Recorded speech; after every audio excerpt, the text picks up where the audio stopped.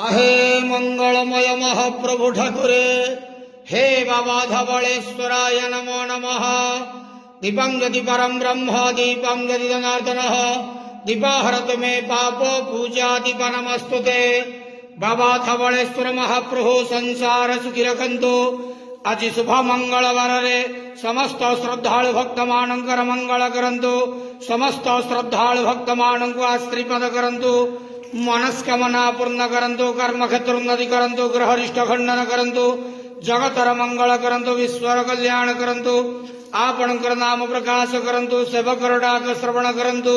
समस्त ग्वावसा भक्त मानकर मनस्कामना पूर्ण करंतु। हे बाबा धवळेश्वराय नमो नमः।